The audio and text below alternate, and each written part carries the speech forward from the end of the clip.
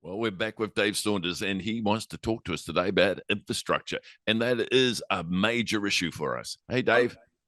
Look, infrastructure, it's the only thing I could come up with that is possibly more boring than interest rates. Infrastructure. It even Well, sounds no, boring, it's doesn't not it? boring, Dave, because it touches on every one of us, particularly us in small business. Look, it absolutely it does. It does. It does. And New Zealand has a recent, strong, proud history of massive underinvestment in infrastructure. And usually when we talk about infrastructure, everyone thinks of roads, particularly if you're all in Auckland, because getting around Auckland sucks because there are more cars than roading surface available. But there's lots of other stuff, lots of other areas where infrastructure is letting us down. And I think there's going to be over the next wee while, hopefully a real opportunity for small business.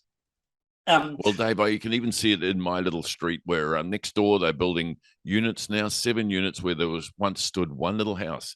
7 units going in there now. The whole street's been dug up and enormous pipes have been putting in. Yep. Because you imagine a 700% increase in population on each section. That is enormous. So every pipe's got to be 700 times bigger. Absolutely. That's how I look at it in simplicity.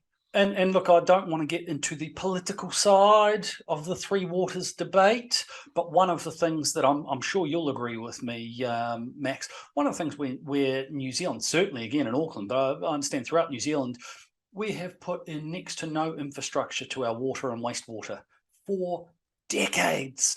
And what that means is every time there's a little shower of rain on the north shore of Auckland, you can't swim at a lot of East Coast beaches because poo's floating out there. It's gross. Yeah, and look, I believe a rough calculation was done just to fix that issue alone within, but this is not rural. This is actually in the built-up areas, would cost nearly $7 billion.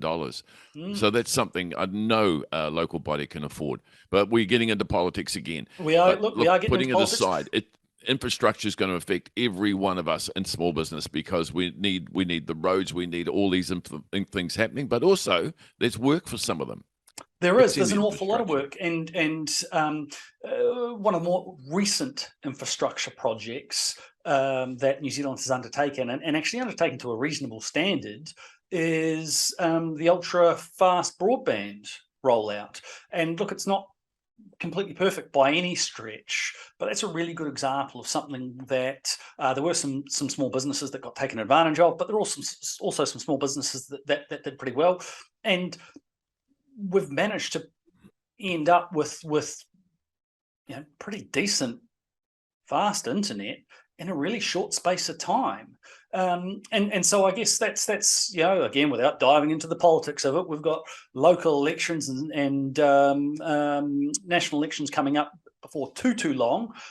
It's one of the things that I'm really hopeful that we actually see some sort of coherent plan for infrastructure. I met an engineer fella a couple of years back, and it was one of the things he said is that he was from the UK. He said finds it really frustrating in New Zealand that we take such a short-term view of the majority of infrastructure projects. And he was talking specifically about the City Rail Loop, where essentially it was kind of being done metre by metre, versus if you go over to the UK and they go, right, we're going to put in a new train line and it's going to go from here to here and it's going to take us 5 years, 10 years, whatever to build, and they just get on with it. Whereas over here, we dilly-dally about, piss around, and as a result, the cost blows out. Well, there's a good lesson for us all. I think actually, because there's local politics going on right now, and it's only 2 months, I think 6 weeks to go before you'll be in election time. But now's the time to touch on your local body representative, because one thing you should be interested in is, are they putting quality resources and an infrastructure in place? A 700% population increase in my area, then are we getting the pipes big enough to facilitate that? Who knows? Hey, Dave, good chat. Catch you next week. Toodle pip.